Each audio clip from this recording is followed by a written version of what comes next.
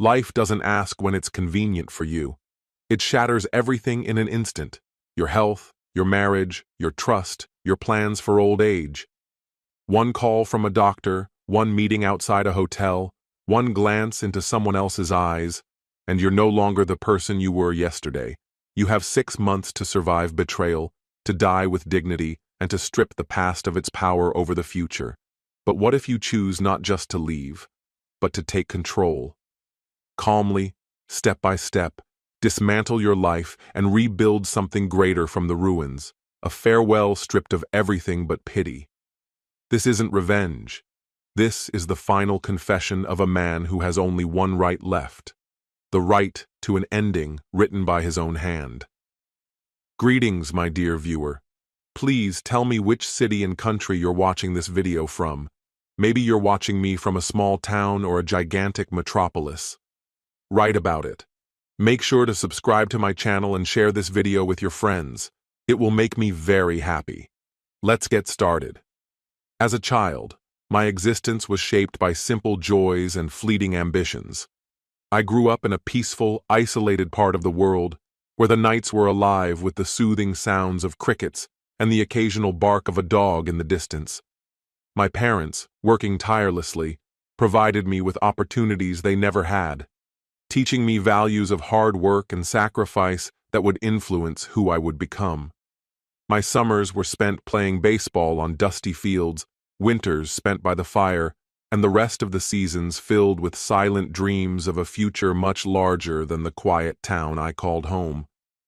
By the time I reached adulthood, I had learned how to turn the fantasies of my childhood into a relentless drive. College opened my eyes to a wider world, but it also made it clear that achieving success would take more than just ambition. Juggling part-time jobs and a heavy course load, I struggled. However, the lessons my parents taught me kept me grounded. During these years, I met Monica, and it felt as though destiny had a hand in our meeting. Monica was the one who saw the real me, the person I was striving to be beneath all the ambition. For weeks, I had ignored the signs: unexplained weight loss, constant nausea, convincing myself it was just the flu or something I ate. But when Dr. Benjamin called me in, his tone told me this was not a minor issue. I had known him for 15 years, enough time to recognize when something was wrong. Sitting in his office, I felt a tightening in my chest. "Pancreatic cancer," he said, his voice calm yet firm. "I'm so sorry, Gregory." The words didn't make sense. Cancer? That couldn't be right. No, it couldn't be true. I didn't feel like someone with cancer. Sure, I was tired, but I didn't feel like I was dying. My mind raced, trying to find another explanation. Maybe there had been some mistake. Perhaps I just needed a better diet or some vitamins. But the look on Dr. Benjamin's face left no room for doubt. "How long?" I asked, barely able to choke out the words. "6 months, maybe," he replied. "We'll focus on palliative care to keep you as comfortable as possible." 6 months. The words reverberated in my mind like the thudding of a distant drum, too surreal to comprehend. I thought of Monica, our kids, all the plans we had, retirement, traveling, quiet mornings together. In an instant, my life felt torn apart, revealing just how fragile everything truly was. I left his office in a daze, my feet carrying me to the car on autopilot, while my mind spun in endless circles. I couldn't go home yet. I wasn't ready to tell Monica. How could I share this devastating news with her? I drove aimlessly, trying to grasp the ungraspable. Somehow I ended up in the parking lot of the Embassy Suites. It wasn't planned, I just needed to stop somewhere. And then I saw it. Monica's Jaguar. The vanity plate was unmistakable.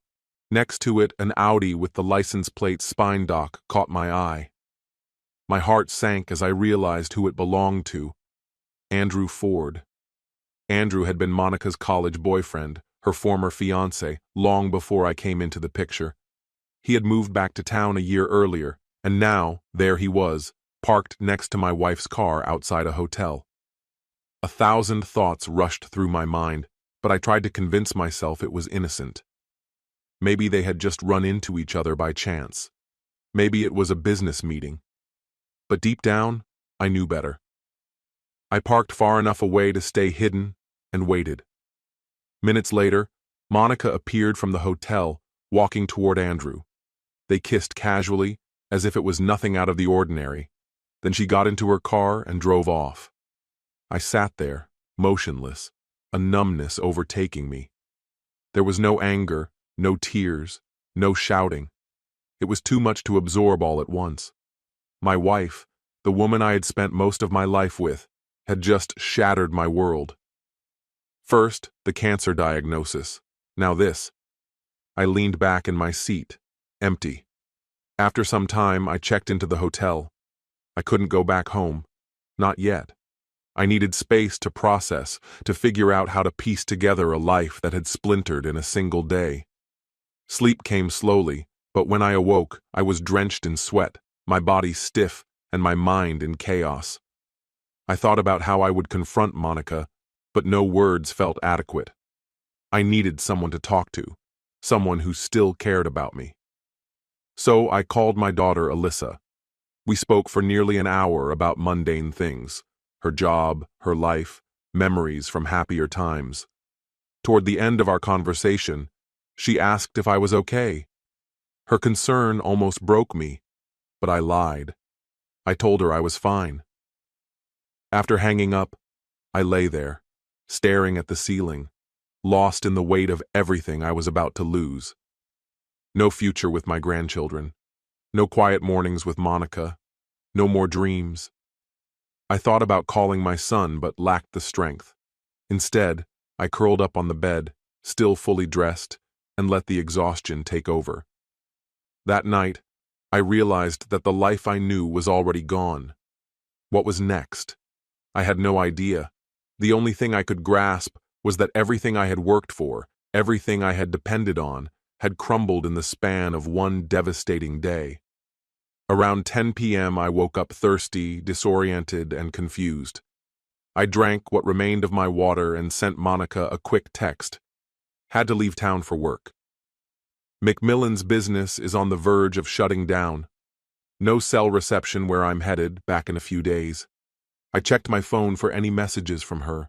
There were none. No call, no text. If I had been in an accident, she wouldn't have known. Or worse, she wouldn't have cared. I felt an overwhelming sense of resignation as I switched on ESPN, letting the chatter from the TV fill the quiet of the room. It was a small comfort, but it was enough to break the stillness before I eventually crawled back into bed. At 1 a.m., I unexpectedly awoke, feeling more refreshed than I had in days, with an intense hunger pulling at my stomach. For the first time in weeks, I was actually hungry. I decided it was time to order a substantial breakfast, scrambled eggs, crispy bacon, pancakes, and orange juice, and retrieved my laptop from the car. As I ate, I started organizing my thoughts, making a list of the various things I needed to address. The first item on my mind was Reed's Ally, a company that had been a cornerstone of my family for generations. My mother, Samantha Reed, had overseen the company's merger with Allied Financial before she tragically passed away in a car crash. That merger had propelled the business into a formidable financial entity, and after her death, I stepped into her role. My wife, Monica, had never been involved in the business. Her name was absent from any documents, and she held no stake in its operations. Reflecting on the events that followed the merger, I could see how much had changed in our lives. Monica had always been a loving spouse and a dedicated mother, even giving up a promising career to raise our children. But as our financial situation grew, so did her desire for luxury. At first, the changes seemed justifiable, moving to a better school district, upgrading our car to something more spacious for the family. But over time, excess started to seep in. Lavish furniture, exorbitantly priced landscaping, and unnecessary vacations. Still, despite all of this, Monica remained an exceptional mother. She made countless sacrifices for the children, always prioritizing their needs without a second thought.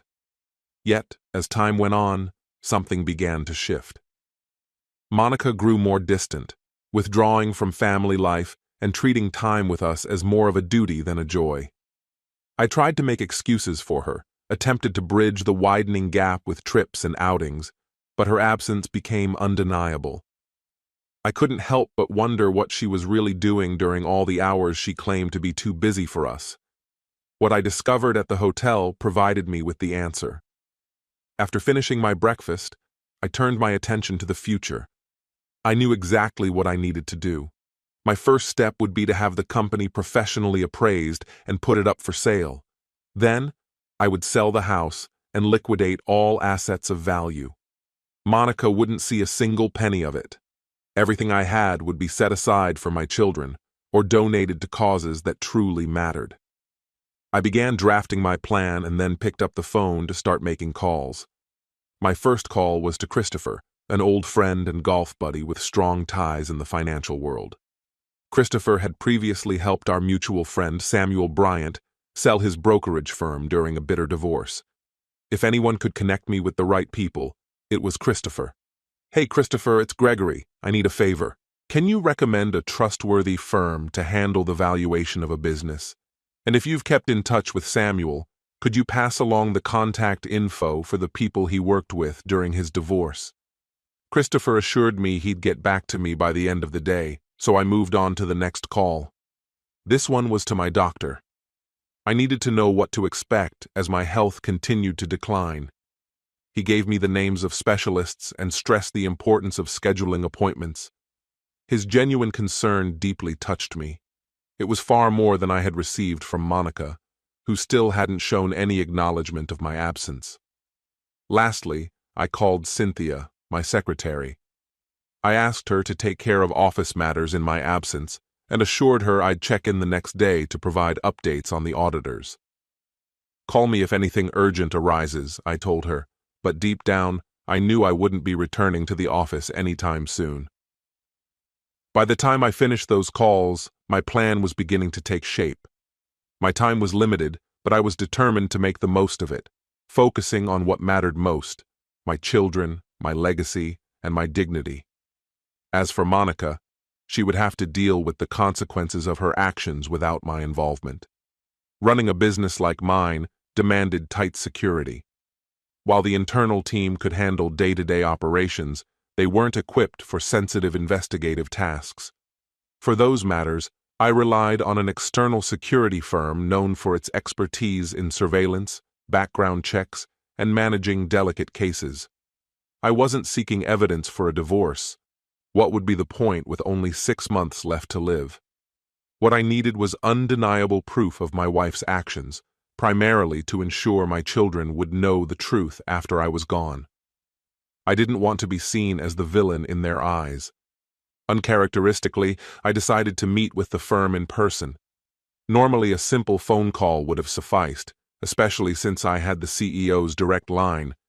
But this situation felt different, and I felt a need to regain some control. When I arrived at their office, I introduced myself and requested a meeting with Avery Beasel. Despite the lack of an appointment, he immediately came down to meet me and led me to a sleek, modern conference room. I laid out my request clearly. I needed a comprehensive investigation into my wife's activities, evidence of her current affair, and any past indiscretions. Avery maintained a professional demeanor, though it was clear he hadn't expected such a direct approach. He reassured me that his team could handle the matter with discretion and efficiency. I signed the required paperwork, which seemed to stretch on endlessly. The plan was thorough, covering surveillance of cars and the house, financial probes, and even a strategy to pressure local hotels for records if necessary. I emphasized the urgency and instructed him to prioritize the case, even if it meant bringing in additional resources. After leaving their office, I received a call from Christopher, my trusted contact. He had found a promising lead for the evaluation of my company, Marquette Financial Services, with a firm headed by Maddie Albright. Known for their precision, Marquette was exactly the kind of firm I needed. Christopher had already scheduled a meeting for later that afternoon, and I made my way to their office. Maddie Albright exuded professionalism and competence, assuring me that I was in good hands. Her office radiated efficiency and purpose, with framed photographs of her husband and 2 children prominently displayed on the walls. We dove into the specifics of how my business would be evaluated, and after completing the necessary paperwork, she assured me her team would get started immediately. When I pressed her for quicker action, she emphasized that speed was possible, but only if the quality remained intact. Her candor strengthened my confidence in her expertise. It was shaping up to be a productive meeting. But as I drove back to the hotel, my thoughts turned inward, confronting the stark reality of my situation. The relentless ticking of the clock on my life, its inevitable conclusion looming, was something I couldn't control. However, Monica's betrayal was a wound I could handle. It was something I could reclaim power over. As I focused on regaining control of that narrative, I felt an unexpected sense of purpose arise. Back at the hotel, I leaned back against the headboard of the bed and made a call. After navigating the automated phone system, I reached Marlene, the receptionist at the Veterans Clinic. Her formal yet friendly voice was one I had grown accustomed to over the years. She arranged for me to meet with Ethan that evening, not at his office, but at a local bar and grill. When I walked in, Ethan was easy to spot, his distinctive Sikh appearance providing a sense of grounding amidst the bustling crowd. As I sat down, the waitress brought chips and water to the table. For the first time that day, I felt the weight of my decisions lighten. Sharing the burden, even in small ways, made all the difference. I absent-mindedly flipped through the menu, though my mind was far from the food. The waitress approached with a smile, asking if I was ready to order.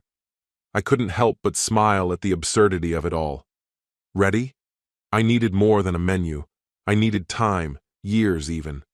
The waitress, likely a college student, was unaware of the storm raging inside me. I ordered 2 beers, Uncle Jacob's stout for myself and an O'Doul's for Ethan, along with 2 bowls of chili verde, 1 vegetarian, and some garlic bread.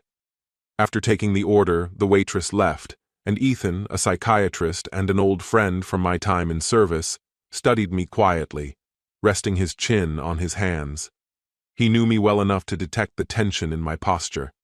The buzz of conversations around us only heightened my feeling of displacement, like a relic out of sync with a world full of life. After a long silence, his gaze locked with mine, and I finally spoke. I told him everything. The cancer diagnosis, Monica's betrayal, the numbness that had overtaken my existence, and the strange clarity that had seized me that morning. I explained how I had resolved to carefully dismantle her life, just as she had done to my trust. It wasn't about revenge for the sake of vengeance. It was about asserting control over a life that seemed to be slipping through my fingers. Ethan listened attentively, offering his sympathy without judgment. He reminded me that none of this was something I deserved, and urged me to focus on whatever time remained. Before we parted ways, he invited me to a veterans fair at the clinic that weekend. It seemed like a small gesture, but the prospect of connection offered me something to look forward to. Later that evening, after 2 days of silence, Monica finally reached out, asking when I'd be coming back. Her cold timing made it clear she was merely gauging how much more room she had left for her affair. I ignored her message and called my secretary Cynthia to access a file on my computer, an extensive compilation of buyout offers for my company. This document was a detailed record of years of research, company profiles, and evaluations. With my time growing short, I had decided to liquidate the business. For hours, I sifted through the data, verifying its accuracy and drafting letters to potential buyers. Each letter emphasized the thoroughness and professionalism of the evaluation done by Maddie Albright's firm. By the time I sent the letters, I had set the final stage in motion for dismantling the life that Monica and I had built. I also reached out to my doctor to finalize arrangements for palliative care, but insisted that Monica remain completely unaware of my condition. He argued that secrecy was a mistake, but I stood firm. My diagnosis was mine alone to bear. By Saturday, most of my assets had been sold: the cars, the house, the business, even an apartment in Honolulu. Everything had been accounted for. I sent Monica a brief message telling her I'd be back on Wednesday. Her response, a simple okay, was as empty as the marriage we once shared. I dressed casually and made my way to the Veterans Clinic to meet Ethan. The parking lot was packed with the energy of a festival celebrating veterans: food trucks, live music, and booths offering resources to those who had served. I wandered through the crowd, stopping at a food truck for a mango lassi, tipping generously. The sounds of the Poplin family jug band filled the air, a strange contrast to the darkness clouding my mind. One food vendor, Kapoor's House of Tacos, caught my attention with its quirky sign. A large sign proclaimed they didn't sell Dr. Pepper, while a smaller menu listed tacos and salsas. Kapoor, the owner, handed out brown paper bags with a smile, occasionally hugging customers who stopped by. The festival was full of life, but it only heightened my sense of isolation. As I stood there, sipping my drink and observing the scene around me, I realized how much I had come to rely on these brief, fleeting moments of connection, small distractions in a world that seemed increasingly out of control. For now, they would have to suffice. At the fair, Ethan shared some background about Kapoor. Known for giving free cannabis to veterans and the elderly, Kapoor claimed his strain was superior. While such boasts were common in Colorado, Kapoor's generosity set him apart. After tasting his tacos, I ordered 6, 2 chicken, 1 carnitas for myself, and 2 sofritas with a bean taco for Ethan. I also picked up a few jars of his hemp salsa and left a generous tip, rationalizing it as part of the fortune I would soon have to part with. As I neared the building, a voice I recognized called out my name. I turned to find Samuel Bryant jogging toward me. Contrary to the rumors about his difficulties post-divorce, he appeared to be doing far better than I expected. We exchanged greetings, and he casually mentioned that he'd recently returned to town to be closer to his niece and nephew. When our conversation shifted to work, I confided in him that I was in the process of selling my business. He suggested we meet for lunch so he could share his own insights from his experiences. Seeing Samuel again stirred up thoughts of his ex-wife, Nicole, a former LPGA pro. My curiosity piqued. I made a mental note to look her up later. After our conversation, I headed back to Ethan, who was clearly pleased with the tacos I'd brought. Over the next couple of hours, we ventured into topics I rarely touched with others, from the intricacies of life to my personal struggles. Ethan, ever the perceptive psychiatrist, finally addressed the unspoken issue, Monica's betrayal. He proposed that I consider offering her a chance to change, to acknowledge her actions, and perhaps find a way to reunite. He believed reconciliation was possible and felt that I had nothing to lose by trying. However, the thought of spending what little time I had left with a woman who had shattered my trust was unbearable. I firmly told him that I couldn't do it. The idea of waking up every day next to someone who had betrayed me, knowing she was only there out of guilt or pity, felt like a slow, torturous death. I had made my decision. I would dismantle the life we'd built and leave her to deal with the fallout. While Ethan didn't approve, he understood my anger, though he urged me not to let hatred consume my final days. He encouraged me to find peace and be honest with Monica about both my diagnosis and the betrayal. But deep down, I knew I wouldn't take his advice. Instead, I shifted the conversation toward my children. How could I prepare them for what was ahead? We discussed how best to approach the situation, balancing truth with sensitivity. By the time I left, the sun had dipped below the horizon, and I was emotionally exhausted. Back in my hotel room, I ordered drinks and made the call I had been avoiding. I dialed my son William, who picked up with his usual cheerful voice. I told him I needed to meet with him and his sister the next weekend, claiming it was for business, though I could tell he wasn't entirely convinced. His concern was evident as he reminded me that I could always reach out if I needed someone to talk to. His words lingered with me after we hung up, a bittersweet reminder of the love and strength I still drew from my children. That night I lay awake, replaying our conversation and bracing myself for the conversations to come. The burden of what I had to tell Monica and, soon after, my children, weighed heavily on me. As terrifying as it was, I knew I couldn't delay any longer. Time was slipping away. After hanging up with William, I lay back on the bed, staring up at the ceiling. My mind drifted to memories of his fearless childhood, his wild bike rides, his daredevil skateboarding stunts, and the countless trips to the skate park where I insisted he wear all the protective gear. If I could have, I would have wrapped him in bubble wrap. Now, he was grown, independent, and someone I deeply admired. Lost in these memories, an idea began to form. I would create something lasting for him and his sister, videos offering advice for the moments when I wouldn't be there to guide them. I'd cover topics like recognizing true love, handling marital struggles, and the shock of becoming a parent. My focus narrowed to my children and a few close friends. With less than 6 months left, I was determined to make every moment count. I considered setting up an irrevocable trust for the kids, one Monica couldn't touch. If that didn't work, I would buy gold and ensure they'd receive it later. Anger still bubbled inside me, but I knew it wasn't helping. I finally opened the investigator's daily photo summary emails, something I'd been avoiding.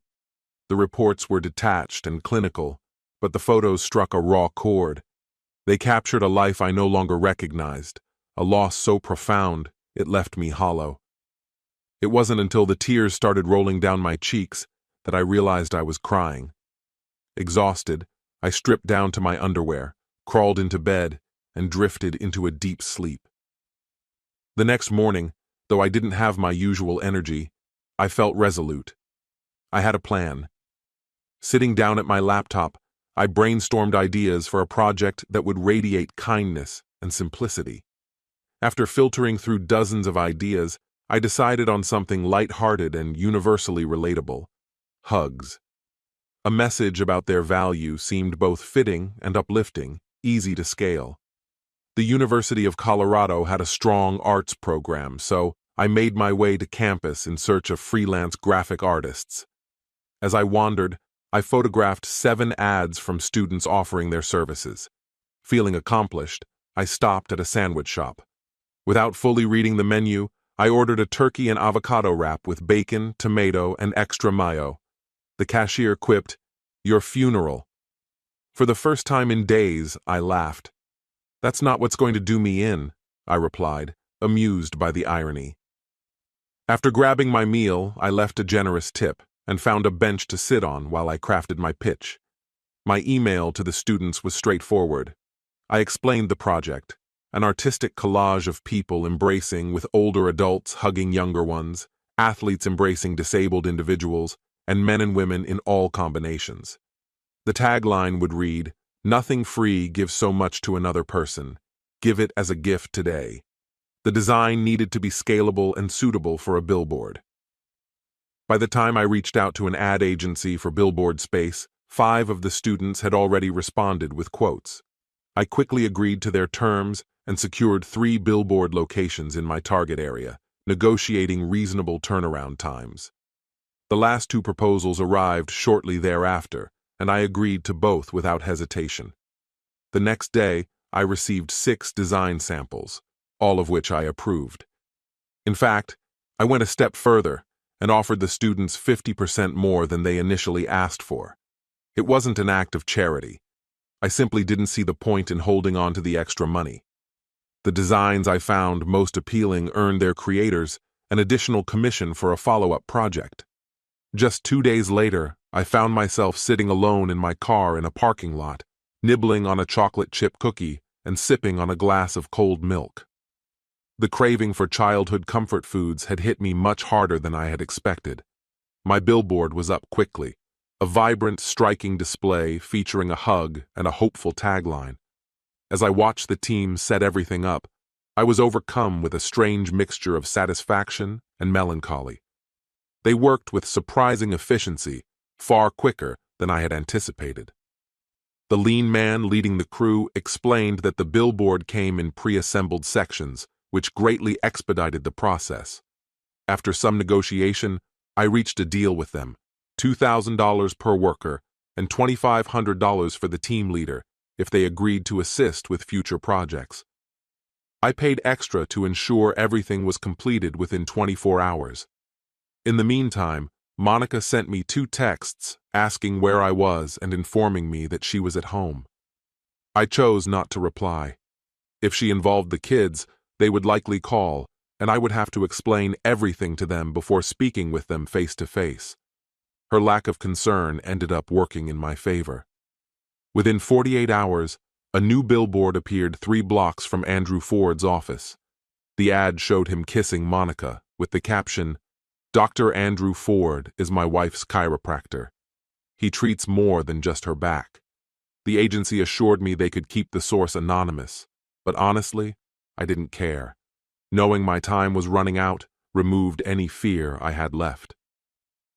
The fallout came swiftly. By lunchtime, the agency called, reporting an issue with the billboard. I played the outraged client and demanded immediate action. They promised to remove the image that night and restore the original version within 2 days. I repeated the stunt near Ford's office, this time at a second location. After the 3rd billboard, the agency ended our contract. The story spread quickly across social media and even made it to the local news, driving traffic to a website I had set up for just such a purpose. Monica bombarded me with calls and texts, feigning concern, but I ignored her. The house she had insisted we buy, a grand mansion in an upscale neighborhood, had been a gift from my parents, sold to me at a fraction of its value. I had taken on a substantial mortgage for it, fully aware of the consequences. Liquidating assets and severing ties wasn't just an act of pettiness, it was part of my plan. On Friday evening, I met Samuel Bryant for dinner. He worked in the same field, and I was eager to get his opinion on selling my company. To my surprise, Samuel brought his girlfriend, Liz Armageddon, a fierce lawyer known for her tenacity. He also surprised me by giving me a hug, something we had never done before. During dinner, Samuel brought up the subject that everyone seemed to be discussing, the billboards. He asked if I was receiving any support, subtly hinting that I should be. I admitted I wasn't, though I appreciated his concern. He then introduced me to Liz, who wasted no time addressing the chaos I had stirred up. Liz informed me that Ford was facing ethical charges, losing patience with his patients, and being pushed out of his practice. She speculated he would likely try to sue me, though she wasn't particularly concerned. She offered to help, outlining her terms. I would cover her expenses, but she wouldn't charge me a fee. She even offered to investigate Ford further, confident she could uncover more damaging information. When I asked why she was so eager to assist me, Liz dropped her smile and confessed that she regretted not intervening in a similar situation years ago. She didn't want to make the same mistake again. Plus, she said, Ford was a scumbag, and bringing him down was reward enough. Her bluntness took me off guard, but I agreed to her terms. In just a few days, I had turned Ford's life upside down and found allies who stood by me. Although I had no idea where this path would lead, one thing was certain: I wasn't finished yet. That evening, I confided in Samuel and Liz about my diagnosis. Liz mentioned her brother-in-law's aunt, a private nurse and dietitian, and promised to share her contact information. We didn't delve into the harsh reality that I would eventually need constant care, but the thought lingered. The next morning, I drove an hour to my daughter Alyssa's house. She had moved closer to me the year before, something that felt like an incredible blessing now. As I pulled into the driveway, I noticed William's car already parked. Sitting in my car, I took a deep breath, steeling myself to face them.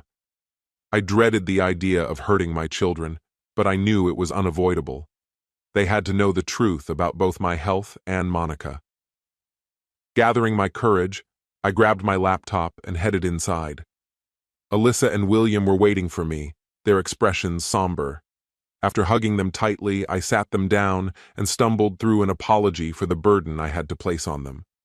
I began by telling them about Monica's infidelity, how she had rekindled a relationship with a man she had dated before we were married, a chiropractor who had recently returned to town. Their first responses were a mixture of disbelief and shock. I handed over the reports from the investigators, and Alyssa immediately requested to see the photographs. William, on the other hand, declined, but kept his gaze fixed on her as she flicked through the images.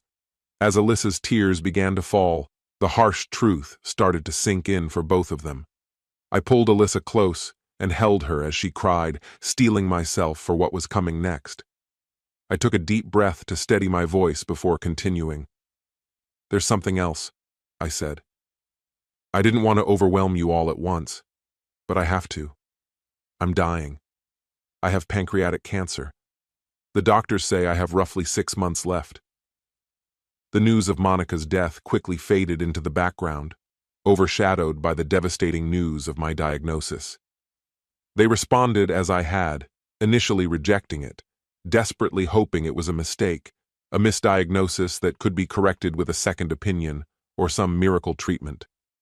I stayed calm, drawing on advice I had received from Ethan, and gave them space to process.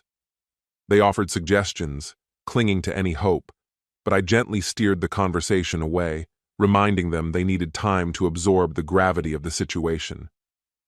William seemed especially rattled, struggling to find the right words to express his feelings.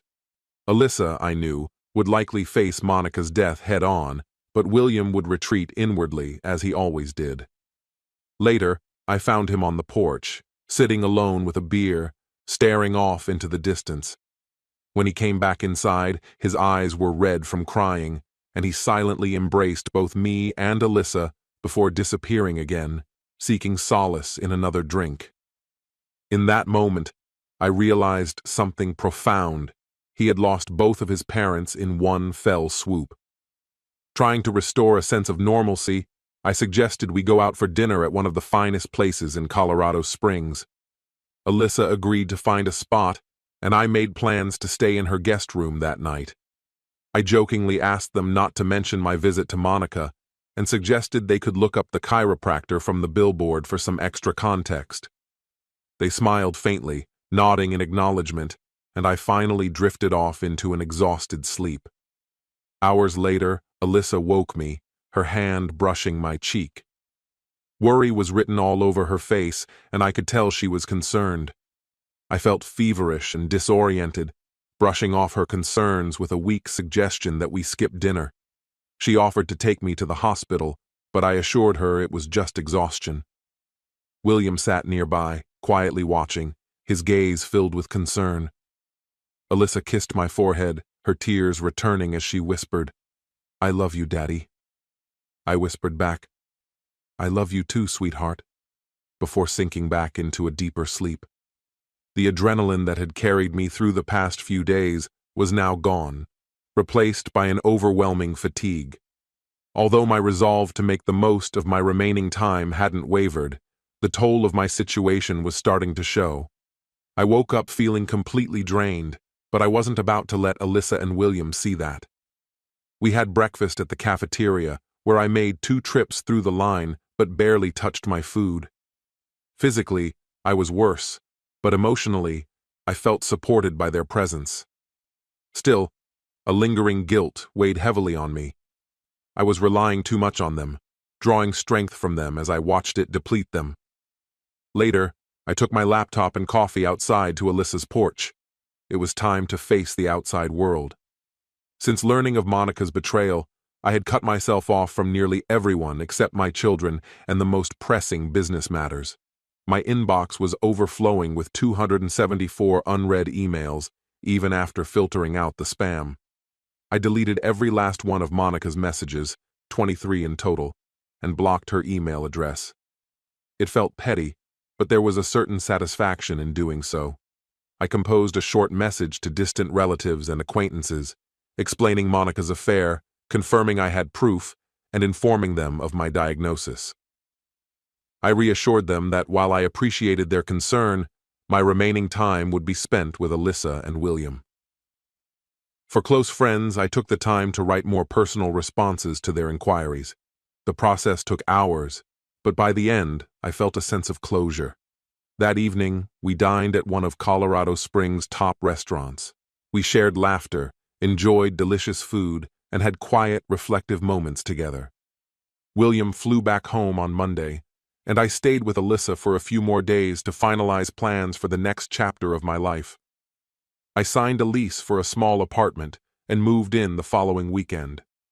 Meanwhile, Liz had evidently unsettled Ford and his legal team. Their threats ceased, and I never heard from them again. She also introduced me to her brother-in-law's aunt, Beth, a private nurse with years of experience. I hired her immediately, confident in her expertise. By then, the sale of my company had been completed, and I had secured a mortgage for my new home. Life fell into a steady rhythm. I visited William once a week, spending a day or two at his place, and he would return the favor, coming to see me in Pueblo. I reconnected with friends, had a few lunches with Liz and Samuel, and even attended a Poplin family jug band concert. My days were filled with visits from relatives and old friends, all of whom came to say their goodbyes, though no one ever spoke the words out loud. There were hugs, tears, and promises to take care of my children. As my health continued to decline, I leaned heavily on Alyssa, William, and Ethan, my psychiatrist friend. They became my anchors, my steady support. Monica, however, was entirely shut out. I changed my phone number and made sure my children didn't share it with her. I even hired a private investigator when I suspected she might try to retaliate. She showed up at my favorite bookstore and restaurants, but she never seemed to notice me. Eventually, Ethan confronted me about Monica. He told me she had visited his office multiple times, even showing up at his home, broken and desperate. He had referred her to a colleague, concerned about her mental state. "You've succeeded in punishing her, Gregory," he said bluntly. "She's a wreck." "I'm concerned about her well-being," I responded, offering a detached apology, but remaining firm in my decision. "I don't want you dragged into this, and I'm not going to see her." Ethan pressed further. "What about for your kids? They will always have their mother after you're gone, no matter your wishes. Even the slightest effort to repair things could be invaluable for them. Doesn't that make it worth considering?" He was right, and we both understood it. His words resonated deeply, but I wasn't ready to accept that truth just yet. "I'll think about it," I finally replied, offering a hesitant smile. "For the kids," Ethan added with a shrug and a grin. "That's all I ask." Despite having already prepaid Beth for a year of services, I felt reluctant to ask for her help unless absolutely necessary. I clung to my independence, even as my health deteriorated and the pain grew more intense, making it harder to drive. Eventually, I had to admit that Beth had become my driver.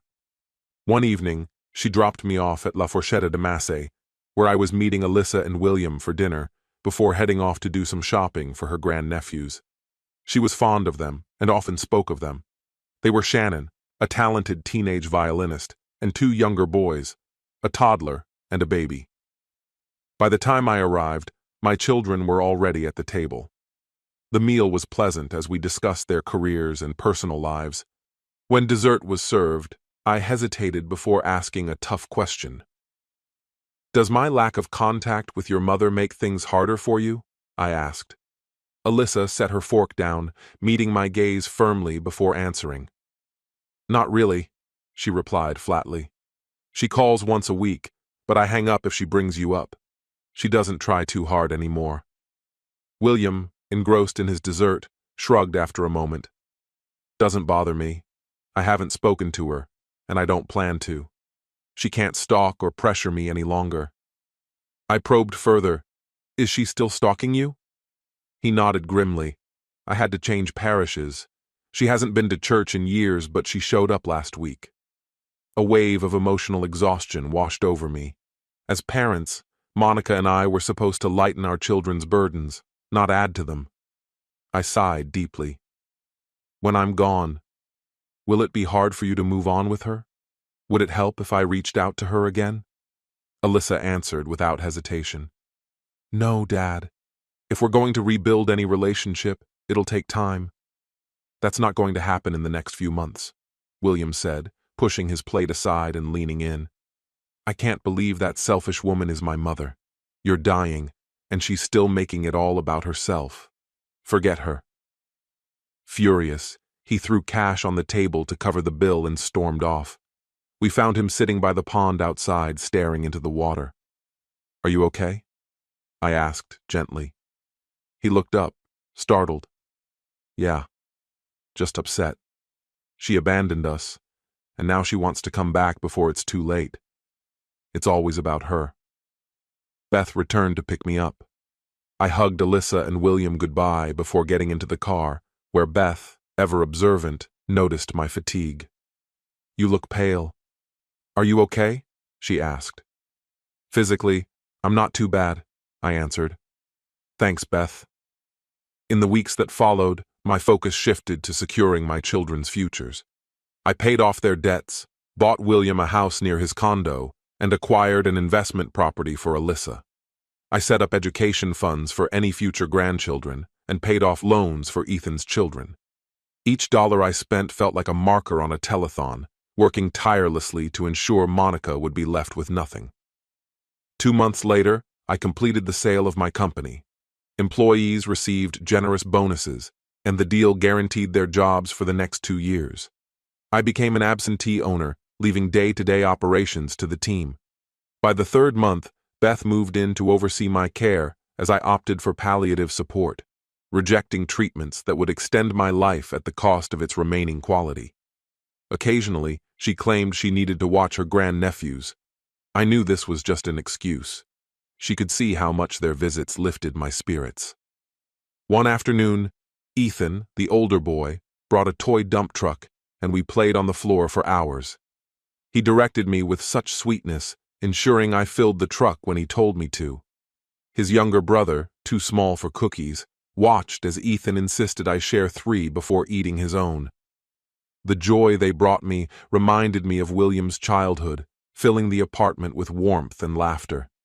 Even as my strength faded, moments like these reminded me that I could still find light in the time I had left. The following week, William excitedly shared news about a new addition to his family, a dog they'd named Captain Thor. Ethan explained that the boys couldn't agree on a favorite superhero, so they decided to combine names. More likely, Ethan just liked how Captain Thor sounded, which, I had to admit, had a certain charm. A few days later, I mentioned to Alyssa that I was thinking about getting a dog. I've already found one, I told her. His name is Sparky, though the boys suggested Iron Hulk. Sparky seemed like the better choice.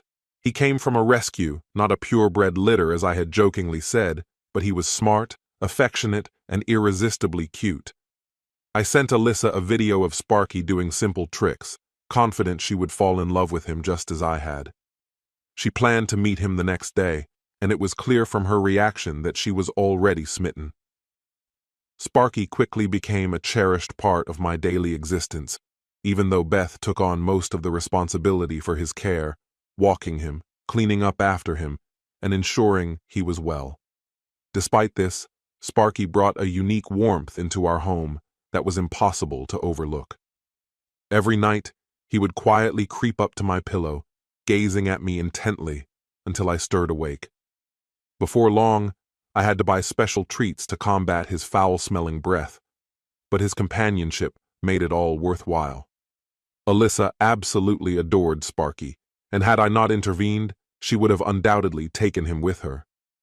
While these small joys brought comfort, the heaviness of my circumstances remained ever present. I found myself caught in a whirlwind of emotions, grief, fear, and an odd sense of tranquility. Ethan remained a constant presence in my life, always standing by me during the hardest moments. When we visited a priest, I braced myself for a conversation about forgiveness, but instead, he simply stood by my side, offering his silent support, a true friend in my time of need. music also provided me with a kind of solace. Shannon Poplin's classical violin performances became a deep source of comfort. I regularly attended her concerts with Beth, often closing my eyes to let the music transport me, lifting me away from the anxiety and despair that plagued me. Shannon and her father performed frequently for charity, donating their earnings to causes like the Greater Pueblo Wish Fulfillment Foundation. One day, when Beth brought her grandnephews over, I asked if she could also invite Shannon. While the boys played, I seized the opportunity to speak with Shannon privately. I shared with her how much her music meant to me and how her performances helped soothe my fears and bring me peace. I asked her to consider playing at my funeral and memorial service and promised a $15,000 donation to make a wish in her honor. Deeply touched by my request, Shannon, usually reserved, agreed, overwhelmed with emotion and moved to tears. As she composed herself, Sparky, ever the lively companion, curled up beside her on the couch, trying his best to offer comfort by licking her face. When her father arrived to pick up the boys, Shannon embraced me tightly. Her gratitude was palpable, though she didn't need to say a word for me to understand. Beth, watching from across the room, wore a look of quiet understanding. Those fleeting moments reminded me that even amidst the pain and uncertainty, there was still beauty to be found in human connection, kindness, and shared moments. The recognition I received for supporting Shannon made me uneasy. While I appreciated her gratitude, I wasn't comfortable being praised. Shannon, accustomed to receiving compliments for her musical prowess, seemed particularly moved by my words. She understood the depth of my request and the emotions that lay beneath it. Later, Beth explained that Shannon and her father often worked with veterans, which had given her a level of empathy beyond her years. Although performing for the grieving wasn't something Shannon particularly enjoyed, she understood the significance of my request. While I was aware of the effect my words had on her, I dismissed it, uncomfortable with being placed on a pedestal. In the meantime, I continued to manage my affairs. I set up a college fund for Shannon and her brothers and arranged an annuity for Beth to ensure her security after my passing. Despite my efforts to distribute my assets, the unexpected sale of my company substantially increased my wealth. However, my primary concern was making sure that Monica would have no claim to anything I left behind. I knew Ethan would disapprove of my decisions, though I also understood that his judgment existed only in my mind. Still, I remained resolute. Monica would receive nothing. If Ford chose to support her materialistic lifestyle, that was his prerogative. After consulting with several financial experts, I devised a comprehensive plan. I engaged law firms in London, New York, Los Angeles, and Chicago, each tasked with safeguarding specific assets for my children after I was gone. I divided up gold coins, artwork, and stamp collections among them, ensuring that my children would have the option to keep or liquidate these valuables as they saw fit.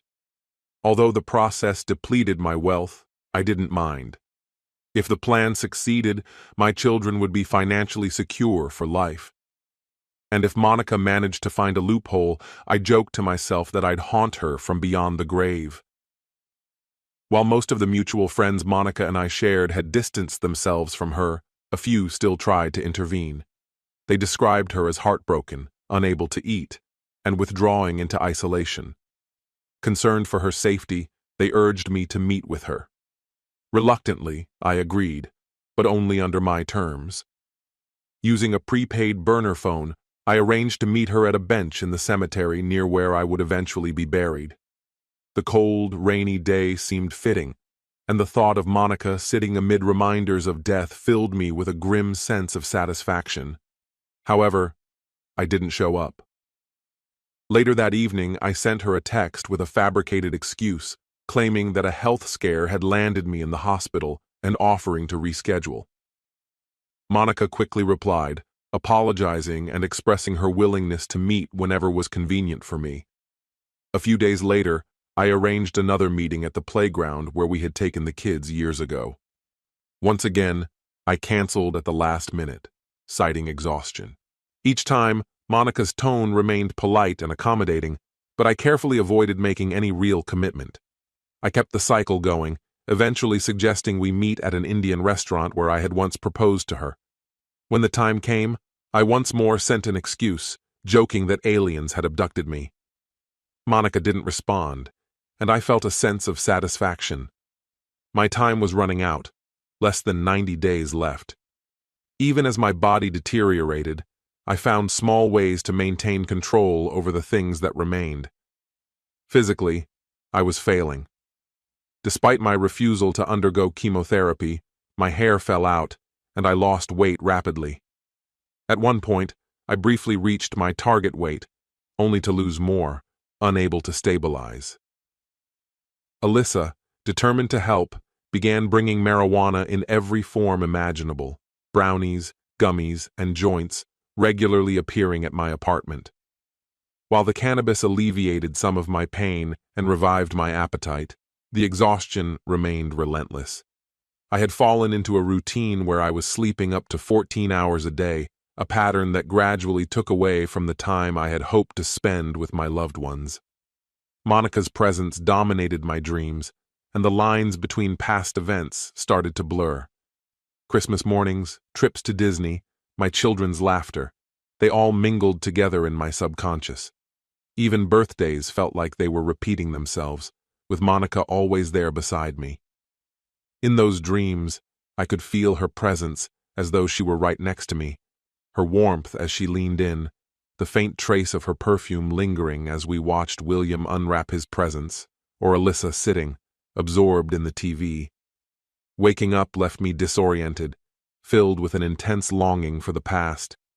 The first thing I saw each morning were Sparky's warm, loving brown eyes and the unmistakable blast of his strong, pungent dog breath. With only 1,1,3,8,4,5,6 left to my name, thoughts of my inevitable end became harder to shake. Yet, in moments of clarity, I couldn't ignore how fortunate I had been.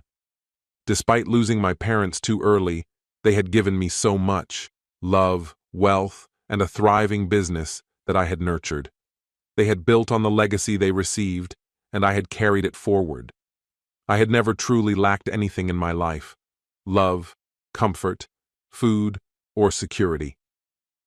Sure, there were times I wished for more time, more money, or more children, but the truth was, I had always been provided for. Now, as the end approached, I had the perspective to appreciate the privileges I had enjoyed: a loving family, 2 children I cherished, and loyal friends. Even with the bitterness surrounding Monica, I couldn't deny how many blessings I had. Determined to leave something meaningful behind, I purchased a large property near Woking Sticks Manor, a foreclosure that had been left incomplete when the previous owners ran out of funds. They had intended to convert it into housing for Colorado State University students. I finished the remaining renovations and threw myself into overseeing the project, ensuring everything was completed without delay. The work consumed me, yet it gave me a sense of purpose. As the renovations neared their end, William began coming in for long weekends, flying in every Monday or Friday to help out. His presence made a world of difference. During this time, we found the perfect person to manage the veterans' home I had envisioned. Fred Schlott, a 52-year-old widower, veteran, and social worker, agreed to take on the role. I prepaid Fred's salary for 4 years and put the funds into a trust managed by William and Alyssa.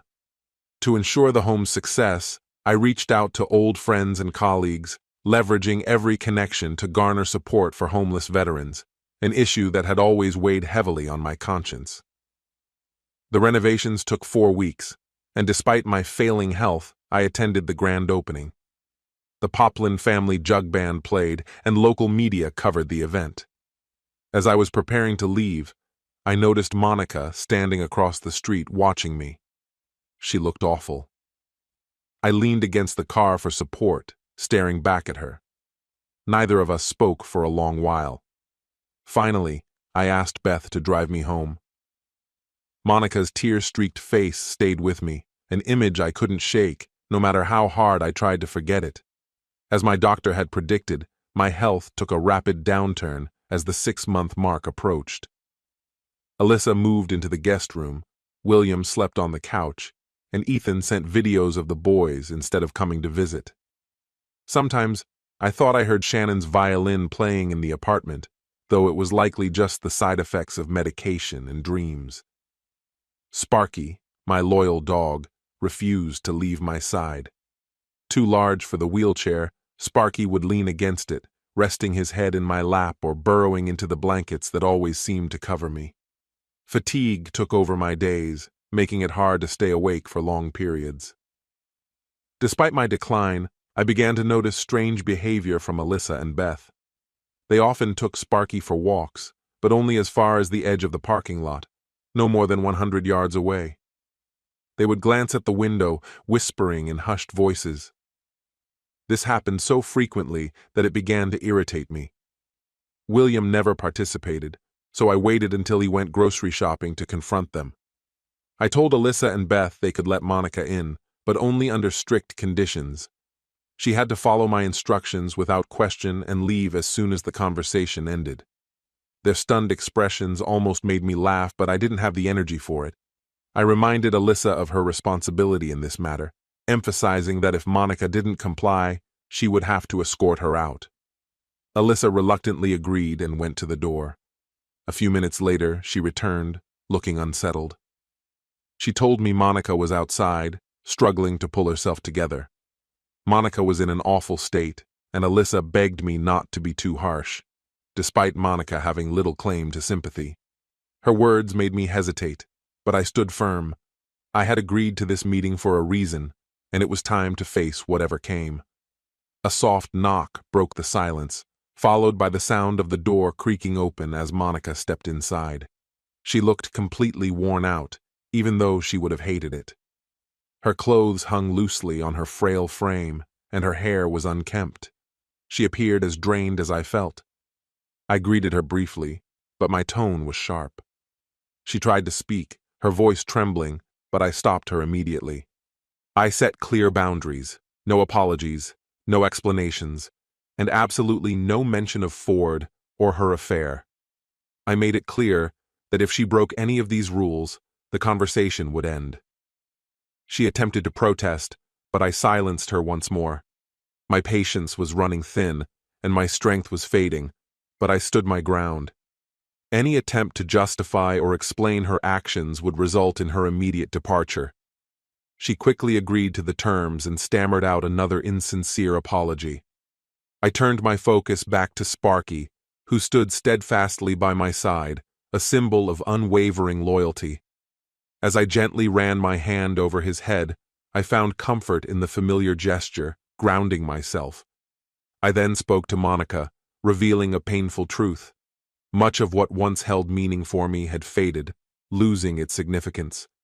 Yet, if there remained any trace of the woman she once was, any spark of the loving wife and mother, surely that part of her would long for forgiveness. While I couldn't offer it at this moment, I promised I would strive for it, whether in this life or the next. The weight of exhaustion bore down on me, but I pushed through the fatigue to make one last heartfelt request. I implored her to focus on our children, despite the anger or resentment they might feel toward her. She had to be there for them. She needed to return to the mother they had known when they were young. And if the time came when she became a grandmother, she would need to embrace both my role and hers, even if I wasn't there to do it. As I finished speaking, I noticed Monica was crying, and I could feel my own tears threatening to break free. She looked so different from the woman I had once known, aged, worn, and distant. I dismissed her, too exhausted to say anything more. She paused by the door for a moment, casting one last glance my way. Through her tears, she whispered, "I love you, Gregory. I'll never stop being sorry. Even if you can forgive me one day, I know I will never forgive myself," I said. With that, she left, and I realized that it would be the last time I would see her. Strangely, a wave of calmness washed over me.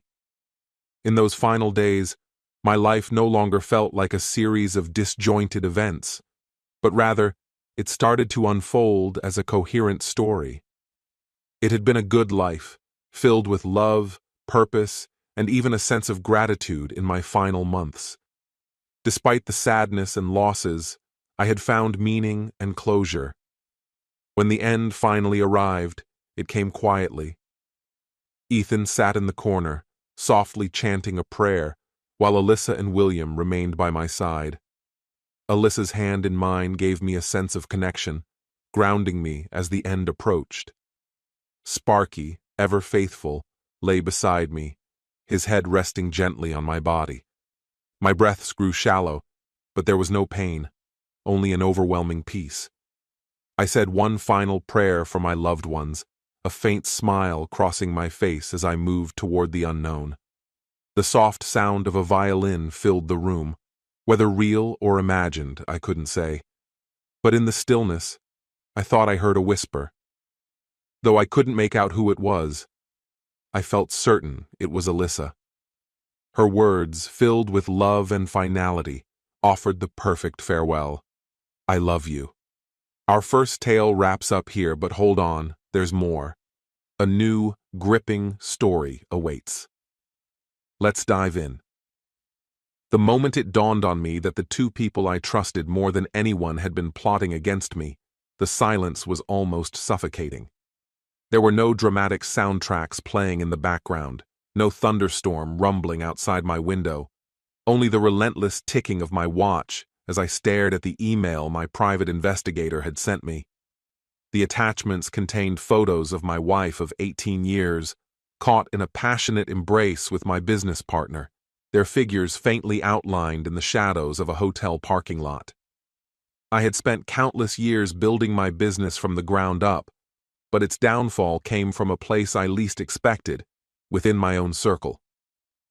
15 years earlier, Hamilton Technologies was just a broken-down computer, a drafting table, and me in my garage. I still remember the scent of machine oil and the sharp aroma of coffee as I worked long hours through those early winters, my fingers stiff from the cold because I couldn't afford to heat the space. Lisa used to bring me soup, her breath visible in the freezing air. "You're going to change the world one day, Mark," she would say, her eyes sparkling with belief. "I have more faith in you than anyone else ever could." Back then, I truly believed her. I believed in both of us. In the early days, the company grew slowly, but by the third year, things started to take off. We developed a security encryption system that larger tech companies couldn't replicate. Government contracts followed. Then came global expansion. By year 7, I was featured in prestigious business magazines. By the time we reached year 10, we had established offices in 12 countries. What no one wrote about in those glossy articles was the price we paid, the missed anniversaries, the vacations that never happened, the countless nights when I crawled into bed at 3 a.m., only to wake up at 6. Lisa's smile grew thinner over time. The admiration in her eyes, once full of warmth, gradually shifted to something more complicated, a mixture of resentment and resignation. "We'll slow down soon," I reassured her on our 15th wedding anniversary, "once the Singapore deal is done." But there was always another deal, always another milestone, always another reason to sacrifice sleep and family. And then, there was Derek Shaw. I first met Derek 7 years ago at an industry conference. He was everything I wasn't: charismatic, a natural with numbers, and gifted at building relationships. While I focused on meticulous analysis, Derek thrived on intuition and charm. We balanced each other perfectly. "You need someone like me," he told me one evening over drinks, after we had just successfully negotiated our first joint venture. "You build the products, I'll sell the vision." I brought him on board at Hamilton Technologies as the Chief Strategy Officer. The board loved him. Our investors adored him. And over time, it seemed that Lisa did too. At first, I was grateful for how Derek would step in when I couldn't. He'd take her to charity events when I was buried in meetings.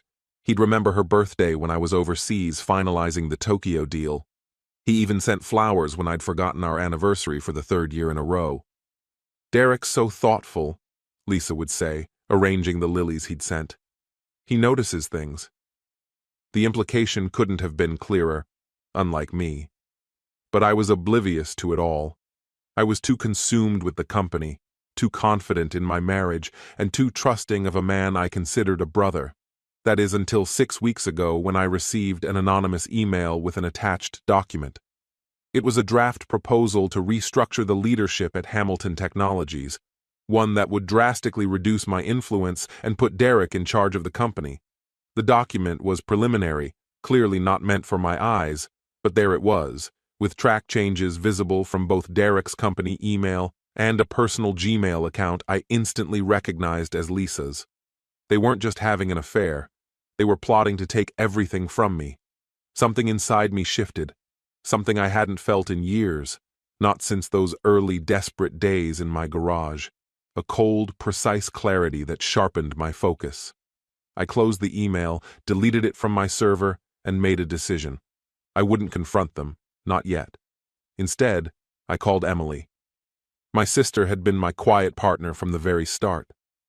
While I was the face of Hamilton Technologies, Emily worked quietly in the background, managing our family investments after our parents had passed. She had invested our modest inheritance into my startup and held a significant stake in the company.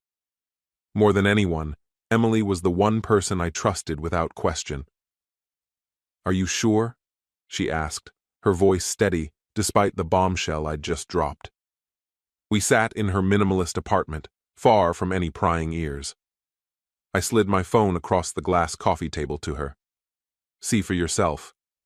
She read through the emails and the drafts of the proposal. Her expression was unreadable, save for a subtle tightness around her eyes. Finally, she set the phone down and asked, "What do you want to do, Mark?" I gazed out the window at the city skyline. From Emily's apartment, I could see the Hamilton logo glowing from our headquarters in the distance. "I want to let them think they've won," I said quietly. "And then, I want to take it all back." For the next few weeks, I played the fool. It was exhausting, pretending to be the man I never wanted to be, the man I had always been proud of not being. But I did it. I began leaving the office earlier, citing stress and exhaustion. I mentioned the idea of retiring to board members. I let Derek take the lead in meetings, nodding along to his proposals as if I had already checked out. At home, I made a show of drinking more than usual. Nothing excessive, just enough for Lisa to notice and report back to her lover. I left financial documents open on my desk at home, deliberately visible. I even started therapy, making sure Lisa knew about it. "I think I'm having some kind of breakdown," I confessed one night as we sat at the dining table, distant and disconnected. Lisa reached across and squeezed my hand, her wedding ring catching the light. "Maybe it's time to consider stepping back, Mark," she suggested. "But it was all part of the plan. You've spent years pouring your heart and soul into this company, yet it will continue to thrive without you at the helm." Her tone was filled with such authenticity, I couldn't help but feel the weight of it. Had I not witnessed the truth firsthand, I might have been swayed by the compassion she seemed to offer. "Maybe you're right," I said, attempting to return her squeeze with what I hoped came across as sincere desperation. In parallel, I had already hired the best private investigator available. Samuel Chen, a former FBI agent, was thorough and discreet.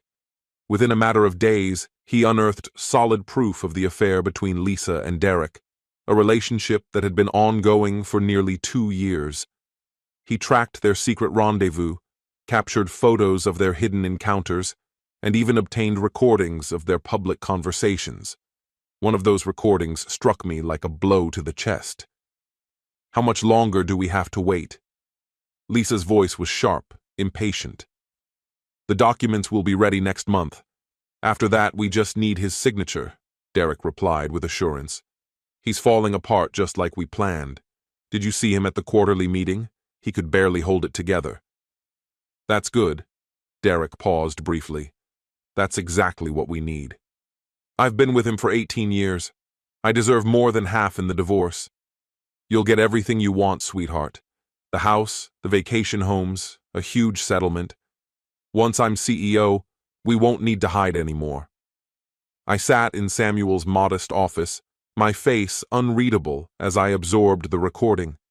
When it ended, I nodded slightly and asked, "Is there more?" "Always more," Samuel replied, sliding another folder across the table. "But the real question is, what will you do with what you already know?" What I did next was call my lawyer, Martin Zhao, who had been with me long before Hamilton Technologies was even a thought. I laid everything out for him, the affair between Lisa and Derek, their corporate plot, and my counter-strategy. Martin listened carefully, taking notes here and there, his expression serious. After a long pause, he said, "What you're suggesting is legal, but the timing has to be flawless. One misstep, and they could accuse you of coercion or fraud. We'll execute it perfectly," I assured him. The key to my strategy lay in Hamilton Technologies' original articles of incorporation.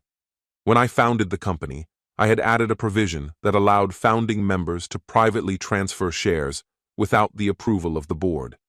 At the time, it was meant to protect our family's interests. My parents were still alive then, and Emily handled their investments. Although it had been buried beneath years of amendments, that clause still existed. Over the next month, I quietly transferred my majority stake to Emily, retaining just enough shares to maintain the appearance of control. The transfers were legitimate, done through our private family trust, and concealed from anyone who wasn't looking closely. While I played the part of the struggling executive, Emily prepared for her new role. She immersed herself in our ongoing projects, familiarized herself with our key clients, and worked closely with Martin to ensure every legal detail was perfectly aligned. The final piece of the puzzle came when we discovered Derek's vulnerability. He had been inflating certain performance metrics to boost his standing within the company. Though not quite fraud, it was enough to raise suspicions of bad faith if it ever became public. Samuel uncovered this through his skillful investigation of Derek's private communications with our accounting team. Meanwhile, Lisa had grown increasingly distant, working late or spending time with friends. I pretended not to notice, even suggesting couples therapy, something she reluctantly agreed to, but conveniently skipped every time. Each lie she told, every cold look she gave when she thought I wasn't paying attention, only fueled my determination. The trap was set, and now we just needed them to walk right into it. They chose a Friday for their power move. The board meeting was scheduled for 10 a.m., ostensibly to discuss the quarterly results, but Derek had secretly briefed several board members about his proposal for a leadership change. I knew this because 3 of those board members, loyal supporters from the very beginning, called me to warn me immediately. I arrived early, dressed in my finest suit, though I intentionally loosened my tie and made sure I appeared as though I hadn't slept in days. Emily would arrive at the ideal moment. One by one, the board members filed into the room. I greeted each one with a nod, taking note of who avoided my gaze. Derek was among the last to arrive, impeccably dressed, radiating confidence. As he passed me, he gave my shoulder a pat. "Big day, Mark. Ready to look to the future?" I managed a faint smile. Always Derek, always planning his next move. The meeting began with the usual reports. I contributed little, letting Derek take charge. Then, just as we had planned, he cleared his throat and shifted his focus to the board. "Before we conclude, there's an important matter I'd like to raise," he said, signaling to his assistant, who began distributing folders to everyone in the room. "Inside, you'll find a proposal for a restructuring of our leadership." I watched the room's reactions, some faces confused, others understanding immediately. Derek continued smoothly. "Mark and I have been discussing this for some time. Given his recent struggles with the pressures of leadership, we believe this transition plan is the best course for the company's future, while also allowing our founder the break he clearly needs." All eyes turned to me. I dropped my gaze to the table, feigning embarrassment over what they thought were my personal shortcomings. Mark? Walter Garrett, our director, set the tone for the meeting with a single, pointed question. Are you fully on board with this? He asked. I lifted my gaze slowly, my face a mask of quiet resignation. I've devoted my entire life to this company, I responded softly, almost whispering.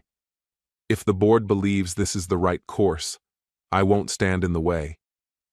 Derek blinked, clearly taken aback by my swift surrender, but quickly regained his usual poise. Of course, the documents need your signature, he said with a renewed, confident tone. Everything has been prepared. His assistant set a thick file before me. I opened it, deliberately flipping through each page, scrutinizing every detail with methodical precision. The atmosphere in the room grew heavy with tension, the silence punctuated only by the sound of pages turning. After a long pause, I broke the stillness. Before I sign, I have one question, I said. Derek nodded, his smile tight. Go ahead, Mark. Who was it that first decided to sleep with my wife? I asked, my voice sharp and cutting through the air. The room fell into an uncomfortable silence. Derek's smile faltered, his expression hardening. I don't know what you're talking about, he stammered, clearly flustered. I reached into my briefcase, pulling out a slim folder. Let me remind you, I said, sliding several photographs across the table. They were clear, unmistakable images of Derek and Lisa, entering a hotel together, sharing an intimate embrace in his car, dining at a restaurant far from home. Each photo was time-stamped. Derek's face drained of color as he looked at them. Mark, this isn't the place for this, he said in a voice tinged with panic. Whatever personal issues we have— This is not personal, I interrupted, my tone firm and unwavering. This is business. You see, while you were plotting your little coup, you overlooked one crucial detail, I continued, tapping the restructuring documents in front of me. These documents are well crafted, but there's one glaring flaw. At that moment, the door to the boardroom opened and Emily walked in, followed by Martin Zhao.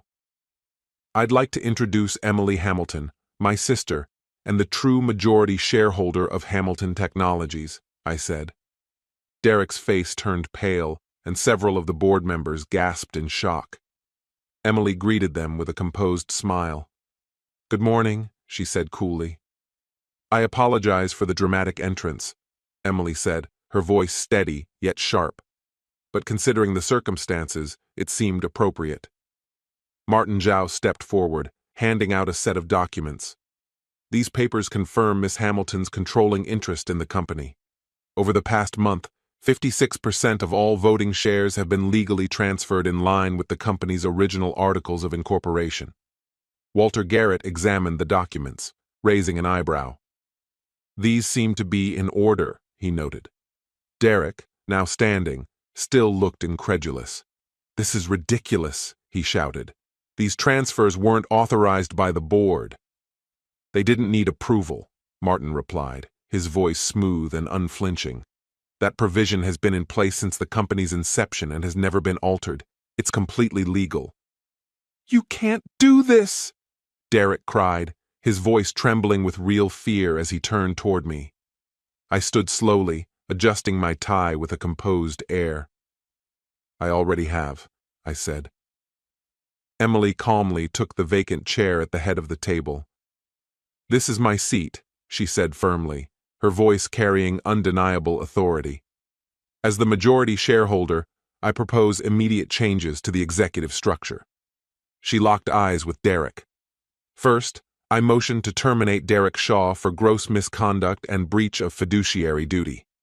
Derek opened his mouth to protest, but Emily cut him off. We have documented evidence of your manipulation of performance metrics to boost your position, she said coldly. We also have proof that you attempted to undermine the CEO, and there's irrefutable evidence of your affair with the CEO's wife. You failed to disclose this conflict of interest to the board. She turned to the other directors. I call for an immediate vote on Mr. Shaw's termination. Hands rose around the table, even from Derek's allies, unable to support him given the evidence laid before them. Effective immediately, Emily declared, Derek Shaw is removed from all positions within Hamilton Technologies. Security will escort you out after this meeting. Derek shot me a look full of fury and disbelief. You set me up, he hissed. No, I replied calmly. I simply waited for you to reveal your true nature. I gathered my papers, standing tall. You once told me that I build the products, while you sell the vision. The problem, Derek, is that it was never your vision to sell. As security moved in to escort Derek from the room, I walked out without looking back. For the first time in months, I felt a weight lift from my shoulders. A victory had been secured. At home, Lisa was pacing the living room, her energy taut with tension, as though she had already heard about the meeting. What happened? She asked, trying to sound casual, but I could see through her feigned calm. I set my briefcase down and loosened my tie. Do you want the official story or the truth? I asked. Her face went pale, sensing that something more was at play. What do you mean? She asked, her voice shaking slightly. The official version is that Derek Shaw was terminated for ethical violations and breach of duty, I explained. The truth, however, is that your lover tried to steal my company, and failed spectacularly. Lisa's calm facade cracked. Mark, I don't know what Derek told you, but I raised my hand to silence her. Enough, I said firmly. I have the emails, Lisa. I have the photos. I have recordings of you plotting to build a future off the back of my work. She met my gaze, her mind calculating her next move. Then, to my surprise, tears started streaming down her face. This isn't how it was supposed to be, she cried, her voice breaking. You were never there, Mark. For years you put your company before me. What was I supposed to do? You were supposed to talk to me, I said quietly. You should have told me how unhappy you were. You should have asked for a divorce like a person with honor, not schemed behind my back to take everything I've worked for, I continued. I deserve something for all these years, she said suddenly, wiping her eyes. I've been with you from the start. I sacrificed too. You'll get exactly what you deserve, I replied coldly. Martin will be in touch with the divorce terms. Terms? She demanded, her voice rising. I'm entitled to half of everything, Mark. That's the law, I answered, letting a small smile escape. But here's the twist, Lisa. Most of what you think I own, I don't anymore. The company shares? Transferred to Emily. What about the properties in Aspen and Carmel, sold last month to a private buyer? Actually, they're in a trust I control now. Good luck proving that. The art collection? Donated to museums with long-term loans in place, and I'm listed as the benefactor. Her face twisted with anger. You can't do that. That's marital property. Some of it, yes, I acknowledged, but you'll get your fair share of what's left, though it's far less than what you and Derek had planned. The courts don't look kindly on spouses who work together to deceive their partners. I handed her an envelope from my coat pocket. These are your copies of the divorce papers. Mine have already been filed. Lisa ripped open the envelope. You're asking for the house? She gasped, quickly scanning the documents. I built it, I said flatly. But I'm willing to be generous with liquid assets. You'll have enough to live on comfortably, but not lavishly. And definitely not with Derek. I doubt he'll be interested now that his golden parachutes failed. I'll fight you on this, she warned, clutching the papers in her hands. Feel free, I said, as I picked up my briefcase. In the meantime, I'll be at the Four Seasons until you find a new place. You have 30 days. I walked to the door but stopped. 18 years, Lisa. That's what you told Derek. You gave me 18 years. What you never understood, I added, turning back, is that I gave you those same 18 years. The difference is, I meant my vows. I left her there, surrounded by the remnants of a life built on my hard work and her betrayal. The weight I'd carried for months began to lift, and the aftermath unfolded just as expected. Derek attempted to sue for wrongful termination, but dropped the case when we presented evidence of his performance manipulation. Lisa initially fought the divorce terms, but eventually agreed to a settlement far smaller than she'd hoped. Last I heard, she had moved to Phoenix alone. As for Derek, industry rumors suggested he had taken a mid-level position with a competitor, his reputation forever tarnished. Emily remained the majority shareholder but reinstated me as CEO, this time with the board's full backing. We reorganized the company, promoting from within rather than bringing in outsiders. Trust had become my most valuable asset. 6 months after what company insiders now referred to as the event, Emily and I stood in my office, watching the sunset bathe the skyline in golden and purple hues.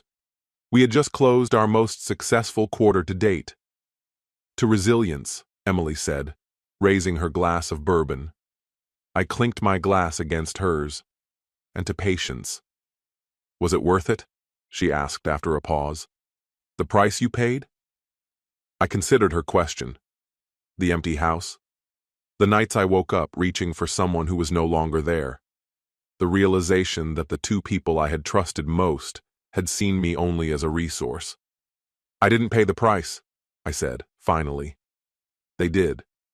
They thought they took everything from me, but all they took was things. The company, the marriage. Those can be rebuilt, replaced." "And what can't be?" Emily asked, her gaze fixed on me. I looked at my sister, the one person who had been there for me without any strings attached. "Integrity," I said. "Once you lose that, the cost is permanent."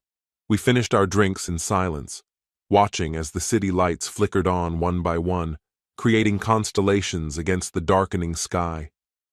I thought about the road ahead, rebuilding trust, maybe even being open to love again someday. But not yet. For now, I had my company back.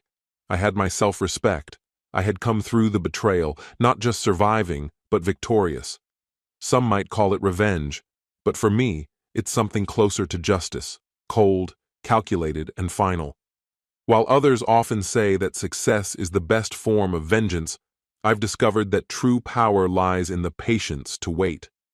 A year had passed since everything changed, and then came the letter. An invitation on fine cream-colored paper embossed with the prestigious logo of the American Business Association. I had been named Entrepreneur of the Year, a title that used to mean everything to me. Now, it felt like just another award. I acknowledged the significance of the moment, especially considering how much Hamilton Technologies had grown since the crisis. The ceremony was set to take place at the Grand Hyatt downtown. Black tie, +1. I paused, staring at the RSVP card. In the wake of my divorce, I had thrown myself into my work, guiding the company through turbulent times into an era of prosperity. Our encryption technology had been adopted by 3 more government agencies. Our global presence had expanded to 15 countries. The name Hamilton now stood for cutting-edge technology and unmatched reliability. As for my personal life, it remained deliberately empty. My days revolved entirely around work. I kept up with my exercise routine. I occasionally had meals with Emily and her husband. I found time to read the books that had collected dust on my shelves. I slept soundly, no longer haunted by the ghosts of what I had lost. I checked the will attend box and left the +1 space blank. At the event that night, I found myself at the bar, sipping scotch as various industry figures approached to congratulate me or discuss potential collaborations. I responded politely but kept it brief. After everything that had happened, my tolerance for small talk had significantly dwindled. "Mr. Hamilton?" a voice called out, and I turned to see a woman I didn't recognize. She appeared to be around my age, with sharp eyes and a genuine smile that didn't seem forced. "Dr. Elise Chen," she introduced herself, extending her hand. "I head the research division at MIT, and we've been collaborating with your team on your encryption protocols."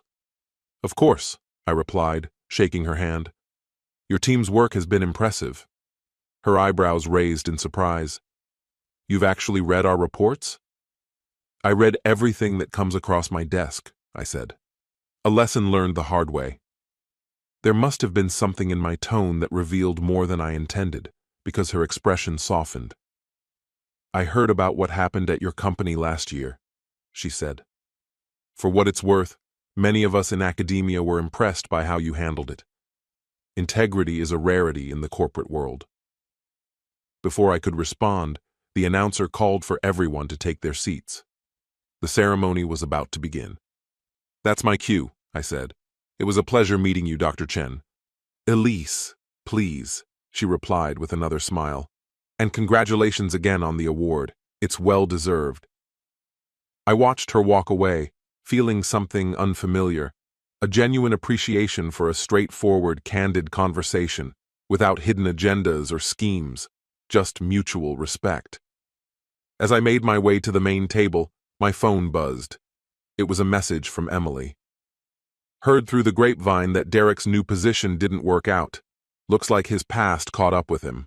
Some victories keep on giving. Enjoy your night, big brother. I tucked my phone back into my pocket, a faint smile curling at my lips. Later, when I took the stage to accept my award, I scanned the room filled with business leaders, investors, and innovators. Among them, I saw Elise Chen, watching me with what seemed to be genuine interest. Thank you for this honor, I began. When I founded Hamilton Technologies 15 years ago, I thought the hardest part would be building something from nothing. I paused, making eye contact with several attendees. I was wrong. The real challenge, I continued, isn't in building, but in protecting what you've created while staying true to the principles that guided you from the very beginning.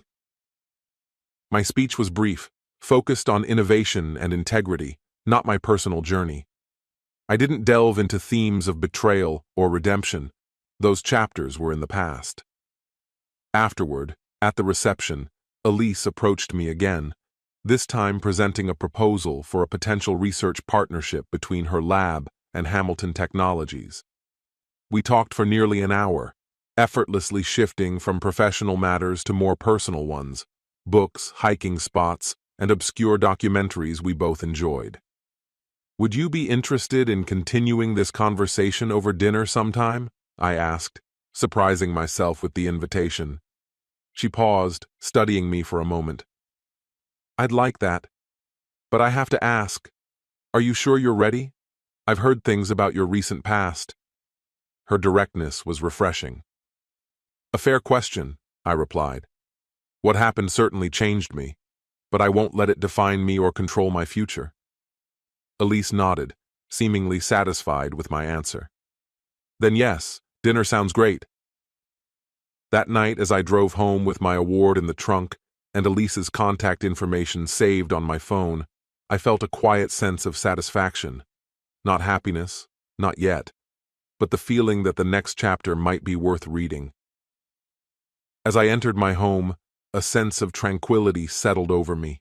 The space felt expansive, too large for just one person, yet undeniably mine, untainted by deceit. For a fleeting moment, I had considered selling it after finalizing the divorce, but in the end, I decided against it. Some things are worth preserving, even if only as a matter of principle. Standing in my home office, I found myself before the wall where the original business plan for Hamilton Technologies was framed, alongside a photograph of the modest garage where it all started. Recently, I had added a new touch, a simple quote in a refined font, its meaning unmistakable.